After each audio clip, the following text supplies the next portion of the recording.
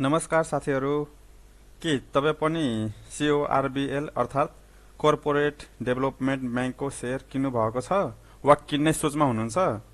यो स्टकमा ठूलो गिरावट आयो है। यसले बजारलाई नै अचम्म पार्दिएको छ।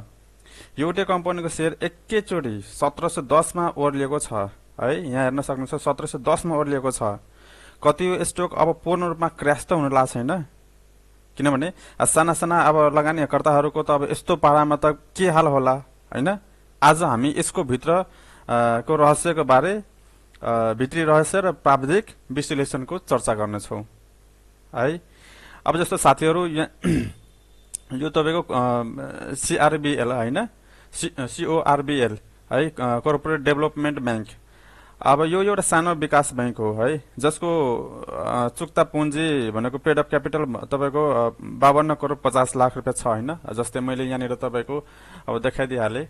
अब यहाँनिर है म सर्च गरे हैन, COR कर्पोरेट डेभलपमेन्ट ब्याङ्क यहाँनिर देखाइदिहाले म तपाईलाई हैन। यहाँ हेर्न सक्नुहुन्छ तपाईहरुले पेड अफ क्यापिटल कति छ भन्दाखेरि हैन, पेड अफ क्यापिटल तपाईको 52 करोड 50 लाख रुपैयाँ छ हैन। पुँजी सानो भएकै कारण ठूला खेलाडीहरूले यसको मूल्य सजिलै आकाशमा पुर्याइदिन सक्छ, किनभने अब हैन अब पुँजी सानो छ हैन। त्यसले गर्दा चाहिँ अब ठुलठुला DII हैन, डोमेस्टिक इन्टेलिजेन्स इन्भेस्टरहरूले चाहिँ यसलाई चाहिँ माथि लान सक्छ, इजिली सक्छ है। त्यो चाहिँ एकदम सकिन्छ हैन। त्यस्तै अब यसको प्रति शेयर EPS भनौं न हैन, EPS भनेको 2.68 रहेछ है। अब यहाँ हेर्न सक्नुहुन्छ तपाईहरु 2.68 रहेछ है। त्यसपछि यो तपाईको यसो रिपोर्ट हेर्दाखेरि हैन, यो तपाईको रिपोर्ट हेर्दाखेरि EPS रिपोर्ट हेर्दाखेरि 12.26 छ हैन, 12.26 तपाईको रहेछ। त्यसपछि यसको P रेशियो भनेको 600 भन्दा माथि नै पुगिसकेछ है। यसो हेर्दाखेरि 600 भन्दा माथि नै पुगेछ भनेपछि 636.90 छ हैन।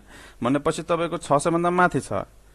यसको अर्थ के हो भने यो बैंकले 1 रुपैयाँ कमाउनको लागि है, यो बैंकले 1 रुपैयाँ कमाउनको लागि हैन बजारले 600 गुणा भन्दा बढी मूल्य तिरिरहेछ।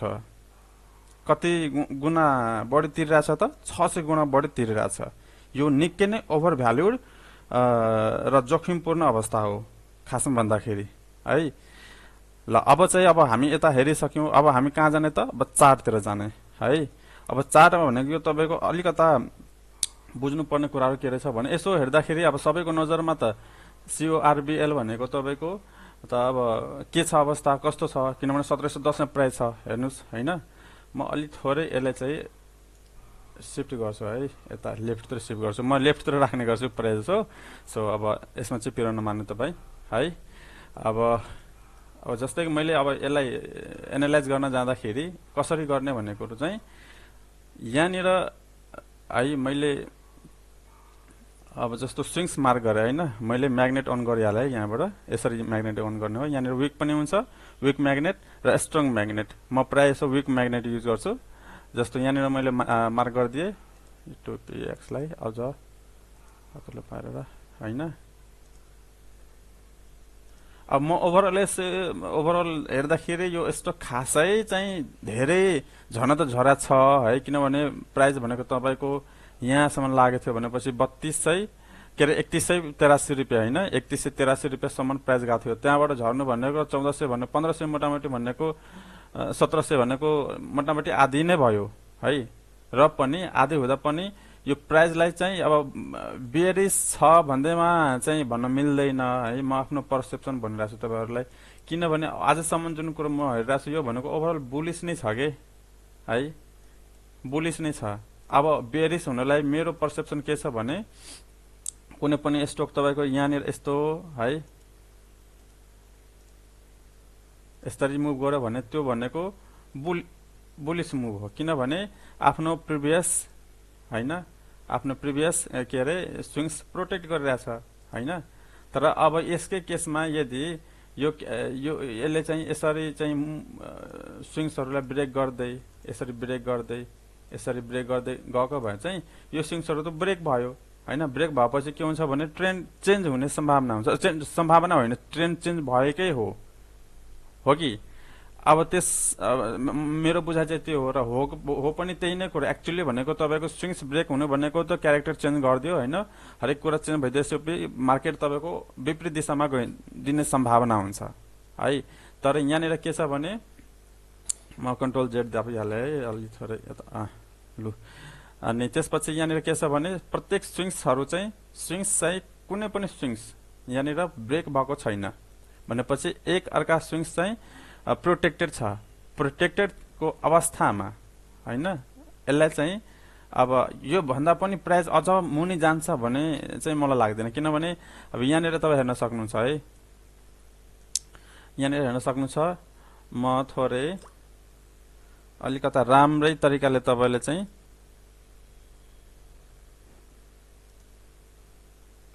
यसलाई फेभरेट गरौँ होइन अब जस्तै यहाँ हेर्न सक्नुहुन्छ तपाईँ हो कि यो पोर्सनलाई हेर्नुहोस् है यो पोर्सनको भोल्युमलाई तपाईँ हेर्नुहोस् भने हेर्नुहोस् यो यति भोल्युमहरू किनभने यो भोल्युम तपाईँको एभरेज भोल्युम छ यसलाई ड्राइभ भन्दा पनि हुन्छ ड्राइभ भोल्युम भनेको अब ड्राइभ भोल्युमको बारेमा अलिक पछि चर्चा गरौँला होइन अब अहिले म 2 मिनट पछाडि यसको ड्राइभ भोल्युमको बारे पनि बताइदिउँला होइन अब यो ड्राइभ भोल्युमले कसरी बजारलाई फरक पार्छ भन्ने कुराहरू चाहिँ बुझ्नलाई अब जस्तो यो ड्राइभ भोल्युम छ पुरै कम छ अचानक बिचमा ब्रेकआउट आयो फेरि ब्रेकआउट आएछ भनेपछि यहाँनिर इन्ट्रेस्टेड छ यो ड्राइभ भोल्युम पछि इन्ट्रेस्टेड छ होइन अब इन्ट्रेस्टेड पर्सनहरू छ भने चाहिँ अब यहाँनिर यो कहाँनिर इन्ट्रेस्टेड आयो त यो सपोर्टमा आयो है यो सपोर्टमा होइन अब यो सपोर्टमा तपाईँको अब तपाईँ हेर्न पनि सक्नुहुन्छ जब तपाईँको यो सपोर्टनिर प्राइज आउँछ है यो सपोर्टनिर प्राइज आउँछ यो सपोर्टनिर प्राइज आउँछ प्राइज ड्राइभ हुन्छ है प्राइज सरी भोल्युम चाहिँ ड्राइभ हुन्छ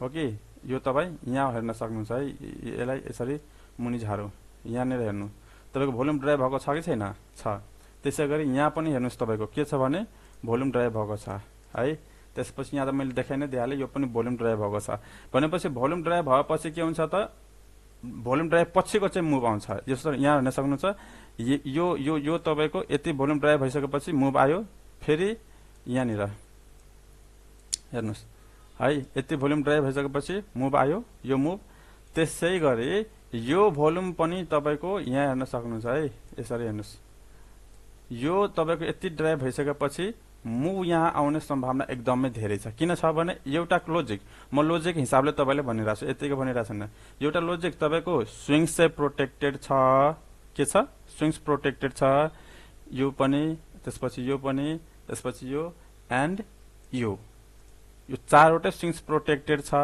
त्यसपछि के छ भने बजार साइलेन्ट हुँदाखेरि हो अब साइलेन्ट भनेपछि भोल्युम ड्राइभ भोल्युमको बारे चर्चा गरौँ अलिकता ड्राइभ भोल्युम भनेको त्यो भोल्युमहरू हो जसमा ठुल्ठुला डिआई आए किनभने नेपालको केसमा त अब एफआइआई त पके पनि हुँदैन होइन त्यसलाई फरेन इन्टेलिजेन्स इन्भेस्टर भन्छ एफआइआई एफआइआईको चलपल नेपालमा अलिक थोरै हुन्छ जस्तो लाग्छ मलाई डिआइआई चाहिँ हुन्छ होइन डोमेस्टिक इन्टेलिजेन्स इन्भेस्टर चाहिँ एकदमै हेभी मात्रामा चाहिँ चलपल गर्छन् अनि डिआइआरले के गर्छन् त यहाँनिर पुरै प्राइजलाई पहिला साइलेन्ट गरौँ है ड्राई गरेछ भोल्युमलाई इन्ट्रेस्टै छैन यहाँनिर हेर्नु तपाईँ इभन 1 महिनासम्म त तपाईँको यहाँनिर हेर्नुहोस् जुनदेखि जुलाईसम्म केही दमै छैन क्या बजारमा छ त के पनि छैन हेर्नुहोस् के छँदै छैन क्या बजारमा पुरै ड्राई छ भोल्युम होइन अब यो ड्राई भोल्युम भनेको एभरेज भोल्युमभन्दा पनि कम के होइन अब यसको लागि एभरेज भोल्युम कसरी निकाल्ने होइन अब एभरेज भोल्युम निकाल्नको लागि तपाईँले के गर्नु पर्यो भने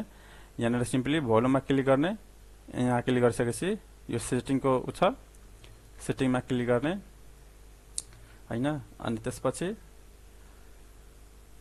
यहाँनिर के छ भने स्टाइल छ यो तपाईँको सबै कुरा यो के अरे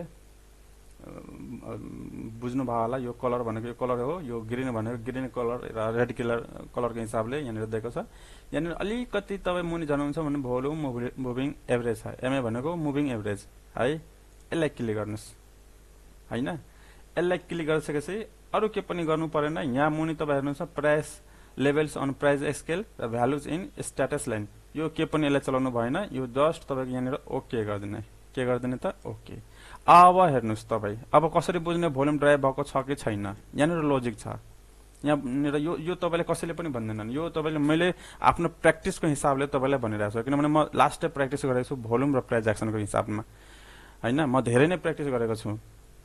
अब हेर्नुहोस् तपाईँ, अब तपाईँको हेर्नुहोस् है, यो भनेको यसलाई म अलिकता अब बुझ्न सक्नुहुन्छ तपाईँहरू, यो यो यो लाइन भनेको तपाईँको मुभिङ एभरेज हो। अब मुभिङ एभरेज भन्दा प्राइस मुनि छ, के अरे भोल्युम मुनि छ भने चाहिँ त्यो एक हिसाबले ड्राई भोल्युमको भोल्युममा गिन्ती हुन्छ है। यहाँ हेर्नुहोस्, यो ड्राई भोल्युमको गिन्ती हुन्छ, बुझ्नु भयो नि। अब जुन जुन मैले अघि पनि भनेको थिएँ, जस्तो यहाँ हेर्नुहोस् न होइन, अब मैले त ढाँटेको होइन, तपाईँको जे छ सामान्य छ। हेर्नुहोस् यहाँ मैले के भनेको थिएँ, यो भोल्युम भनेको ड्राई छ भनेपछि मुभिङ एभरेज भन्दा मुनि छ। अब मुनि छ भने यहाँबाट प्राइस आयो, बुम आयो भनेपछि यहाँ पनि ड्राई छ। त्यसपछि के भयो त, यो पोर्सनमा मैले के भनेको थिएँ, यो यति ठुलो मुभ होइन, यति ठुलो मुभ आउनुभन्दा अगाडि के भयो त, भोल्युम ड्राई भयो होइन। त्यसै गरी यहाँ पनि भोल्युम ड्राई भइरहेछ, ड्राई भएर भोल्युमको ब्रेकआउट भयो योनिर, यहाँनिर, त्यसपछि यहाँनिर। अब तपाईँको र प्राइस भनेको स्विङ्स प्रोटेक्टेड छ, 1 2 3 र 4 भनेपछि यति प्रमाणहरू छन् जो कि प्राइस माथि जाने सम्भावना छ, हो कि। र अब प्राइस माथि गयो भने होइन, तपाईँको सबभन्दा पहिले यो लेभललाई त तोड्छ होइन, 100% त नभनौँ, किनभने मार्केटमा कुनै पनि कुरा चाहिँ तपाईँको सर्टेनिटी हुँदैन होइन, जति बेला पनि जेन्युन हुनसक्छ। तर मेरो बुझाइ हिसाबले यो लेभलको अब रेजिस्टेन्सको केही भ्यालु छैन। किन भ्यालु छैन भने एकपटक बजार त्यहाँबाट झरिसकेछ, त्यो पनि ह्युज भोल्युम्सले।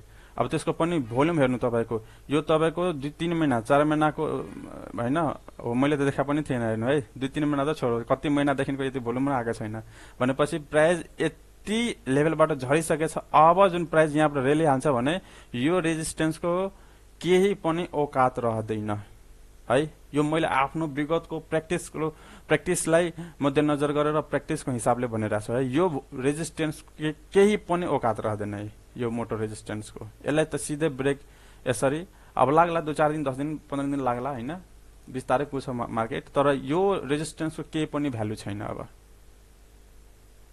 मैले जति पनि कुराहरू भने सबै कुरामा लोजिक छ, बिना प्रमाण बिना लोजिकको कुनै पनि यहाँ हावातालमा भनिदिने यो गर्दिन यो त्यो गर्दिन भन्न छैन। मैले तपाईँलाई मुभिङ एभरेज पनि भनिदिएँ भोल्युमको होइन, यहाँनिर प्राइज एक्सनको कुराहरू पनि भने होइन। अब ड्राई भोल्युमको हिसाबले पनि भने कि कुन किनभने भनेर मात्रै हुँदैन, हेर्नुहोस् तपाईँले त्यो कुराहरू बुझाउनु पर्ने हुन्छ, सिकाउनु पर्ने हुन्छ है। अब त्यो कुराहरू चाहिँ छ होइन। अब तपाईँहरूलाई अब यो यति भनिरहँदा चाहिँ तपाईँहरूले कतिको बुझ्नुभयो बुझ्नु भएन होइन।